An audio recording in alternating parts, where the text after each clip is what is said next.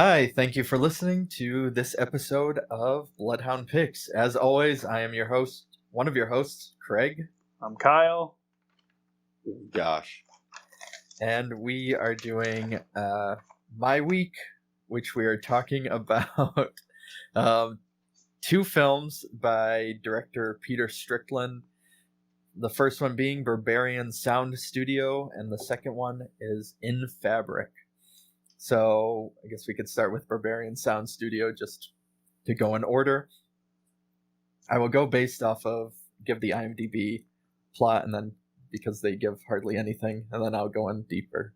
But a sound engineer's work for an Italian horror studio becomes a terrifying case of life imitating art. And that's all they put on that.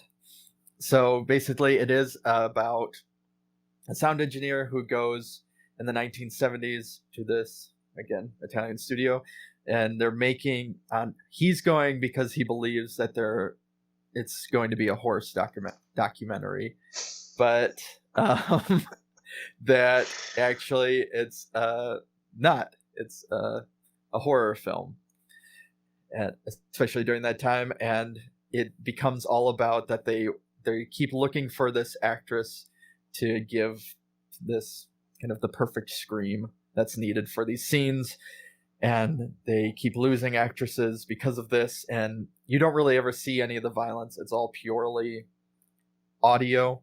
But yeah, as they're trying to do this, and it's because a lot of those giallo films, they were not just an English and Italian kind of,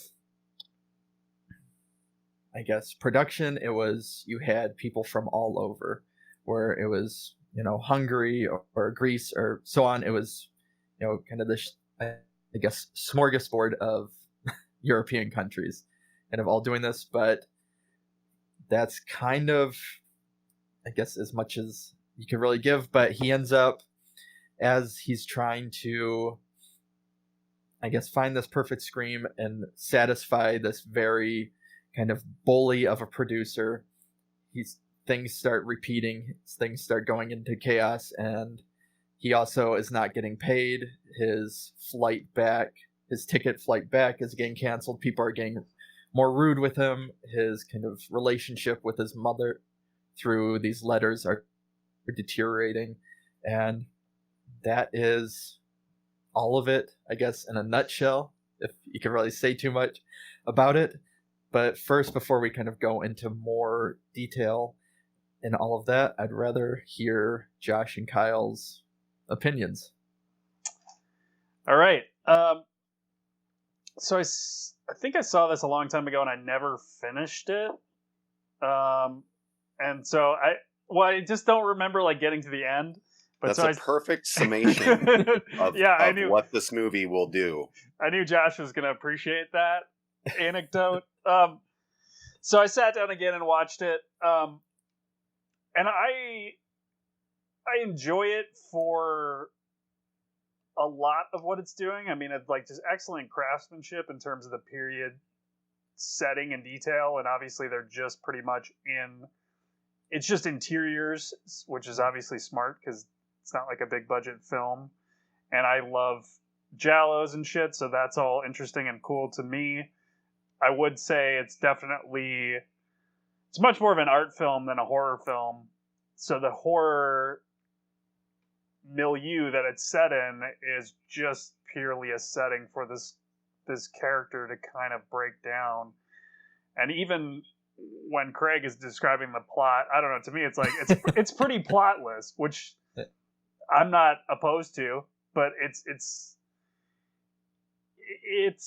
I think it's really interesting. I do feel like, even though it's definitely just an art film, I feel like the ending was too ambiguous, even for, I don't know, I like ambiguous shit, but I was just like, I feel like it never really went anywhere.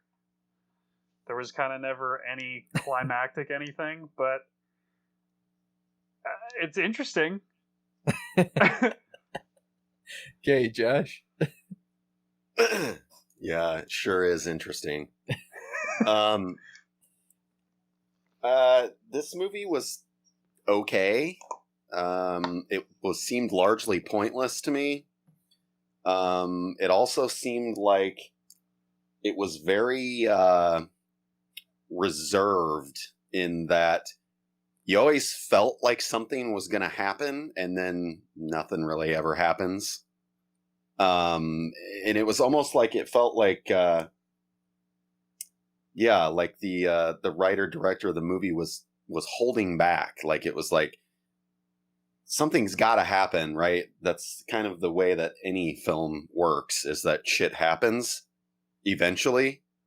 And I kept thinking that, this is going to take a turn somewhere, and it never does. And then, kind of, I guess, the way that it does go is it decides to just become really confusing. And, that's cool, I guess. But, it's just, it was like, instead of getting the character, because it's a character story, right? Instead of getting the character from point A to point B, let's say, the character doesn't ever go anywhere, literally. And the script just takes a really kind of hard turn into confusion, and you're just kind of like, I'm fucking, this lost me. So that was my reaction anyway. It was like, because it was in terms of the plot, it was all pretty straightforward, even though nothing was happening. But then, once it does take that kind of hard left, it's just like, okay, I'm done. Well, even nothing happened. Well, like there was enough happening where you're like, okay, this character's there under false pretenses, like Craig said, and everyone's kind of treating him like shit, and he doesn't really want to do this thing, is not what he thought it was going to be, and he's not going to get paid. It's laying the groundwork for like him to lose his mind, which it seems like he starts to do, and then it just kind of doesn't culminate in anything. I don't know.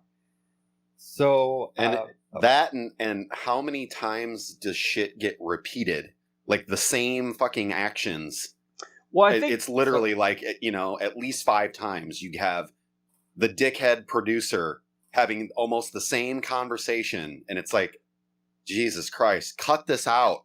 Well, I think that's part of the structure of the film, because he's, because when you're editing stuff, that's what you do. I mean, sure. That's what's intelligent about it. I just think it never... it doesn't make for interesting movies, though. So what I will say is I listened to the commentary on this, and it's... I did too. Yeah, it's a great commentary, I think. I did not. Yeah. You didn't want to watch the movie one more time, Josh, just to get another... Strickland, he talks a lot about kind of the sound equipment. He talks a lot about giallo films and the sound. But, it is one of those that it feels like a highlight of Toby Jones, who's the lead. I think he does a great job. He's a great actor. It's one of those where it's like really putting him in the spotlight. And for me, I'll agree. I think I was in the same boat with you, Kyle, where I tried watching it. It was years ago when it first came out, and I don't think I got all the way through. And then I ended up watching it again a couple of years after that. And then for this time, I watched it for with the commentary and everything. But yeah, so what he talks about is that a lot of people, they assume, based that on blog writing or whatever, that it was all about kind of this deterioration and of the character and so on and so forth, what can be assessed, but like he wanted to tell the story, I guess, more about the sound. So the repeats of the sound, that it's all it's basically telling a story that taking us into a journey. It's very heady, I guess, the way he described it. It's taking us on a journey into sound, and so the screams that he keeps repeating are purposeful, And then there's sections in it where it'll show the sound reels up close turning. And he said every time that a sound reel turns, without giving away, the interpretation and so on and so forth, that it could be an act break. So the end of the movie, potentially, when you see that reel happen, could be the beginning type of thing. Like, that's the first time we've seen this happen. So then the beginning that we're watching, the first actress we see in the movie would be the final actress, I guess, in the timeline.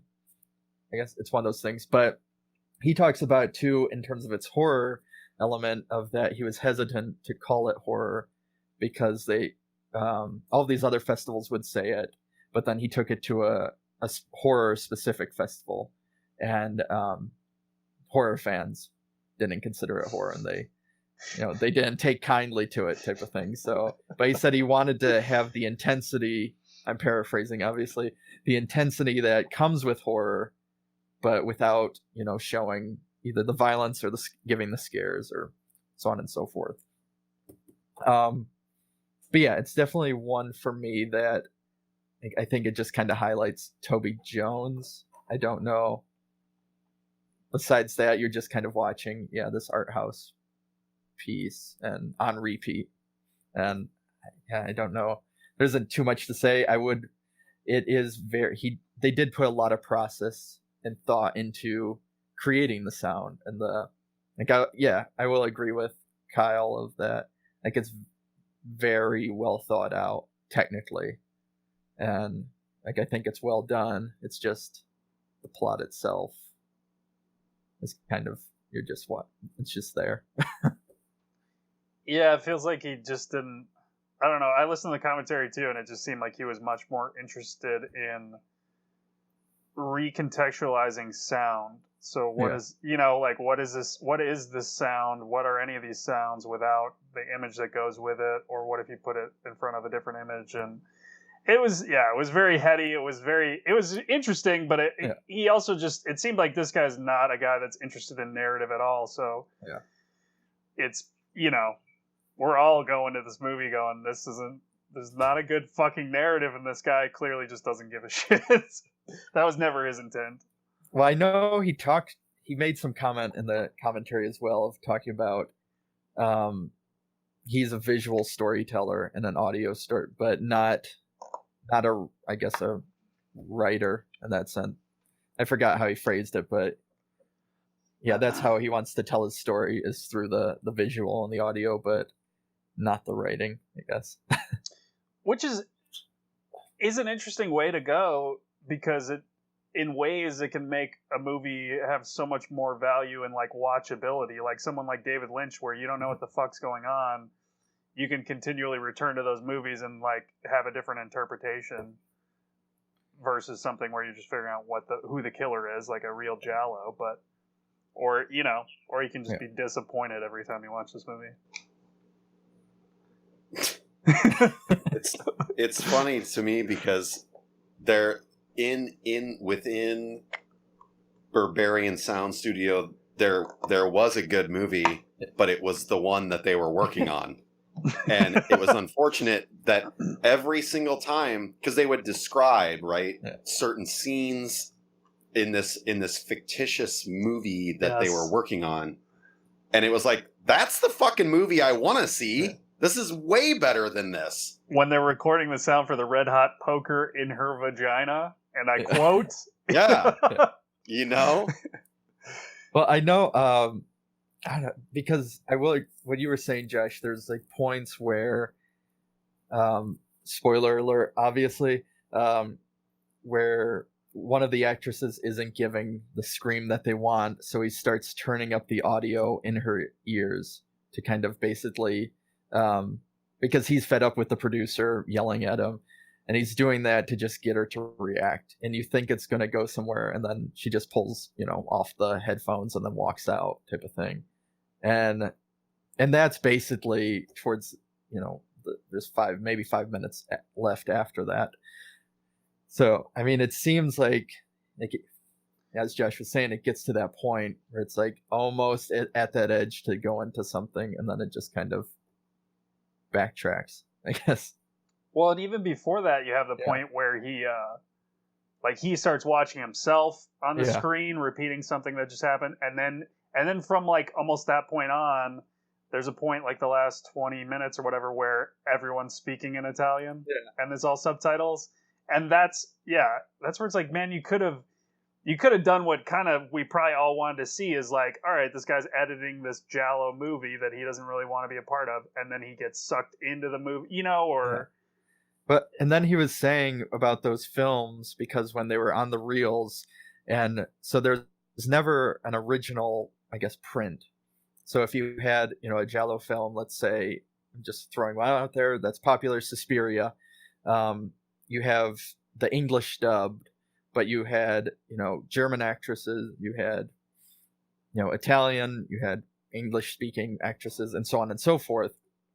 But it would all be English dubbed or Italian dubbed, but they wouldn't keep the original kind of print a lot of times for films like these. There is no original print. Yeah. That's all. Yeah, I mean, that's all Italian cinema. They never recorded sound ever. So, yeah, there is no like definitive version. Everything is post dubbed, so everything is like doesn't feel right. Yeah.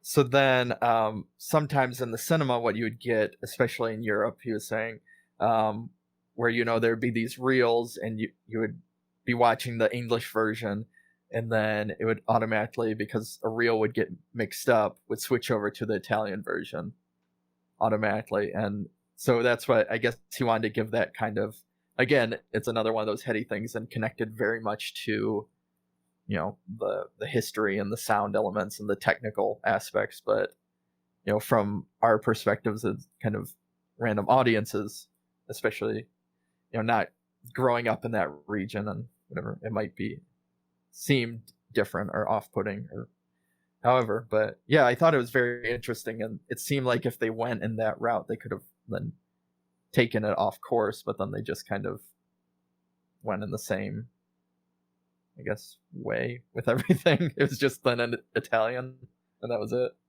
Yeah, you could have used that to make it scary, but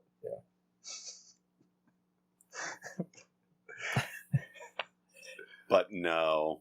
Okay, so I guess that we'll end with that, and move on to one that I prefer out of the two. I think Josh does as well. Yeah, I was going to say, no shit, Craig. To 2018's In Fabric.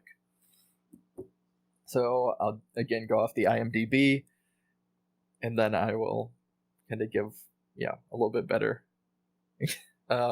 In Fabric is a haunting ghost story set against the backdrop of a busy winter sales period in a department store, and follows the life of a cursed dress as it passes from person to person with devastating consequences.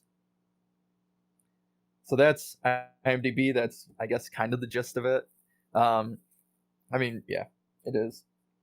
But In Fabric in itself, it is very much inspired by Giallo and kind of other European cinema of the 70s during that time. It's very beautifully done in terms of kind of its production design and all of that. But it's about a woman who is kind of separated from her husband. I believe recently divorced, but I think they might just be separated. But her ex has kind of found another person, and she's deciding to go on some dates and start doing this because she has an older son who also keeps bringing over this his older girlfriend, who is very much rude to her as well, even though they're using her house and all this stuff. And it's in British black comedy, of course, so you're watching this and it's deadpan and they're dealing with all this, but there is this element of humor to it. And she goes out, and the person at the counter who also plays in, she is kind of the main dubbing actress in Berberian Sound Studio. it sells her a dress that's supposed to be, it's one of a kind, and it'll be the perfect fit on her. And she puts it on.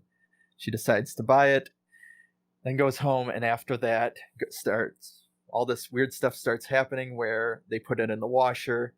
It breaks basically destroys the washer and cuts her arm. She starts getting a rash from it.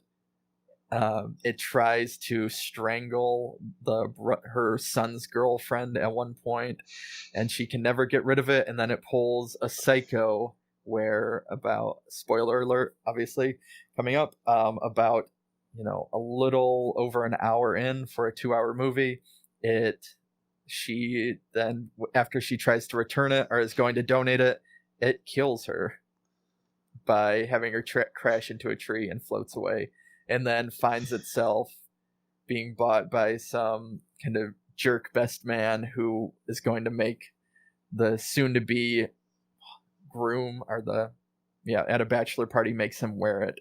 And so this couple, this kind of husband and wife, find obsession with the dress as well, as it all culminates to the store being set on fire and the dress being perfectly fine, even though everything's destroyed. But yeah, let's get into what your thoughts were before we go further. Yeah, this was a lot more fun than Berberian Sound Studio. It still was a little bit long, but I don't know. It was really good. It was interesting that they switch right in the middle, because you spend so much time with the first woman and get so much into her character, and you feel sorry for her because she's like treated like shit by so many people. So it's a pretty bold choice there to just kill her off that far into the movie. I think it was. I think it also had like genuinely scary moments for me, or genuinely creepy moments. Some of the shit we see behind the scenes in the dress shop, like after hours, is super bizarre.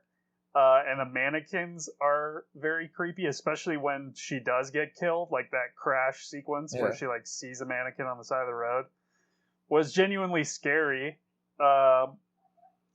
It also just, all of it felt very like Louise Buñuel, especially whenever you talk to whenever they would have meetings at their jobs, and it was just totally fucking ridiculous, but hilarious. They would feel like you're doing it's basically them saying you're doing a great job, but the boss said your handshake was a little soft. Or you waved to his mistress, or we saw or you went to the bathroom on the clock, and we've added up the time that per year and shit. Yeah. Oh, and then the other guy. So the groom, or the husband to be, who ends up with the dress in the second half, and who's a washing machine repairman. They're also like, the boss found out you repaired shit like off the clock, dude. Like, you're in trouble. You can't use your repair skills on your own time. It's like, what is this fucking world we're in?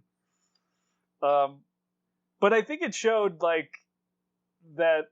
I don't think Peter Strickland's ever going to make a fucking horror film. He's clearly not interested in that, but this one certainly shows he could. There are moments where you're like, oh, that's almost scary, or this could go this direction. And that's not where he's going with it, but yeah, I liked it. Best killer dress movie, and only killer dress movie I've seen. So, okay, Josh. Yeah, I can't believe that this came from the same person. Every single thing about In Fabric was better than the other one, Berberian Sound Studio.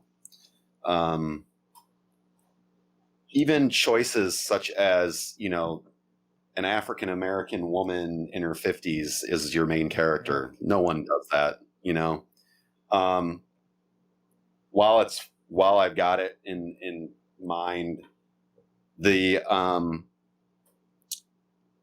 decision in the script to kill that character was awful. Yeah. It lost me. It's mentioned that what happens is is the main character is killed off as she's going to like donate this dress, just get rid of it. And, you know, we then are focalizing with a couple that is about to be married, and they're in no way as interesting. The characterization, the writing of those characters, nowhere near as good. Yeah. And I mean, it's just, is it obvious? Like, it doesn't seem like Peter Strickland cares about these characters. So going from, I can't remember what the original woman's name was. She's Sheila, Yeah. Sheila, right? Sheila and that's the character. Okay, so it was pretty miraculous, the amount of time spent in not just making you feel bad for her. I mean, that was like the easy part, but in just the way the character was written. There's a lot of depth to her. There's a lot of depth to her. Yeah. Like, there, you could tell that was high on the writing list of priorities. And once, again, sort of like Berberian Sound Studio, it takes a hard left turn and kills her off. And then you're forced to focalize with this couple, like we said, who is about to get married. And the movie, it completely lost me. And, I mean, that was the worst decision I could possibly think of to have done. I thought that, I agree with Kyle. There was some genuinely not scary but creepy shit in it. For instance, the woman who was kind of in charge of the department store that was in Berberian Sound Studio, for whatever reason, she was always creepy as hell. But for whatever reason, she reminded me of sort of a combination of like old man Gary Oldman Dracula and David Lopan from Big Trouble in Little China. I don't know why, but that was like, so, you know, if you can imagine those two characters combined, yeah, that's going to be some creepy fucking weird shit, right? I also thought, you know, it was mentioned that clearly in this movie, it's very in the spirit of giallos. But I also thought that, I mean, let's be honest, the plot is fucking ridiculous, right? It's beyond ridiculous. But to me, it almost having something, it reminded me of like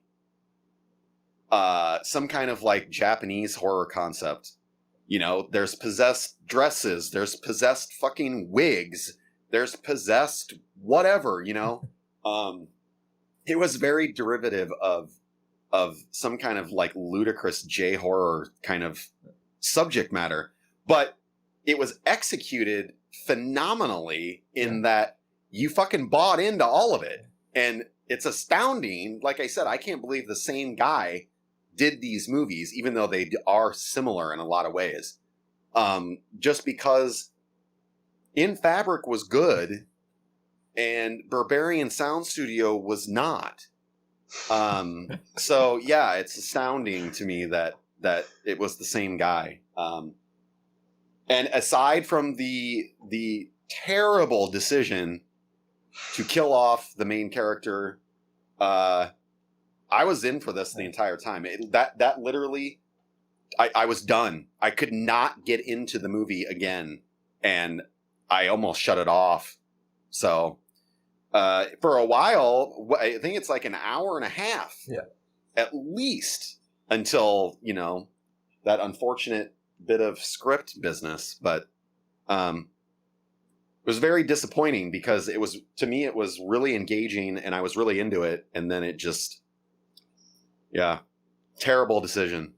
Yeah, I mean, I will kind of be rehashing it, but I I agree completely. What they did for it is that you'd think, I guess, in a normal, I guess maybe he's not, obviously he's not making a normal movie, but the way they set it up, it seems like the dress is going to start kind of, materialize or going after all these people that have been crappy to her, which are a lot of them. You have her son's, girlfriend, you have her bosses, you have, and so on and so forth.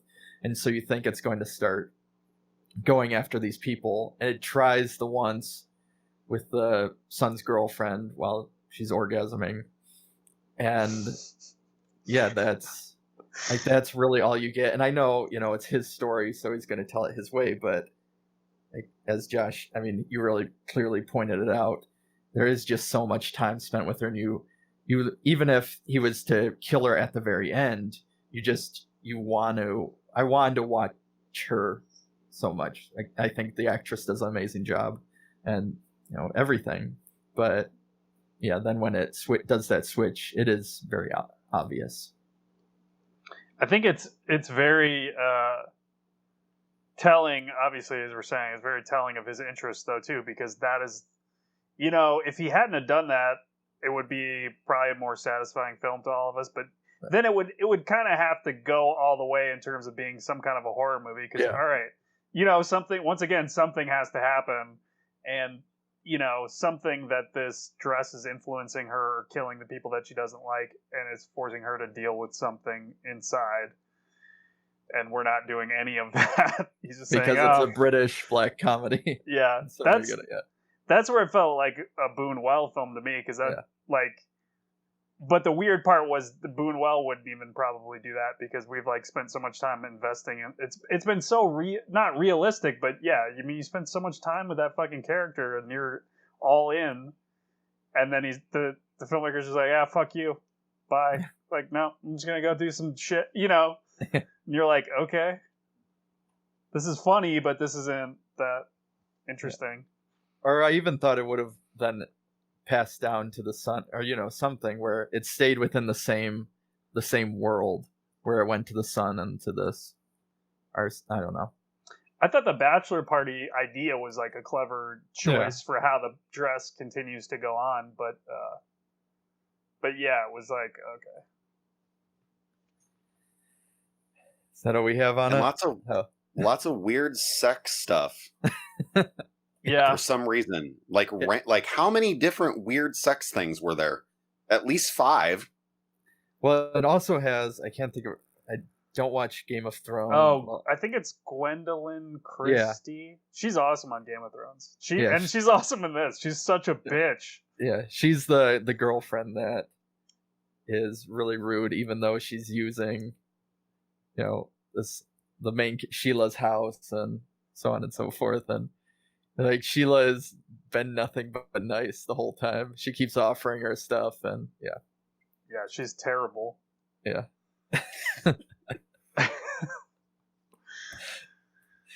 But yeah, so that is both of the Strickland movies. We were going to do a triple of Duke of Burgundy, which was the one that I was in between, but that one also is kind of the stuff in Fabric is actually the easiest one to find, I think. The others are a little bit harder too, but yeah. Does anybody else have any last minute things they want to say on In Fabric or Berberian Sound Studio?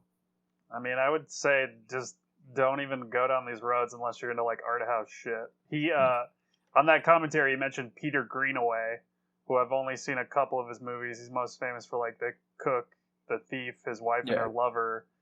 But he makes very art house, obscure, oblique shit. I don't know. I would just say, don't expect any of this to be satisfying to watch.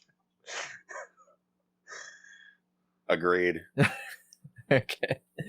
So that is the episode of this. Next time we come together for one of these, it will be Kyle's week. Yes, and playing off of Jallo, we're just going to go ahead and do Lucio Fulci's Don't Torture a Duckling and The Beyond.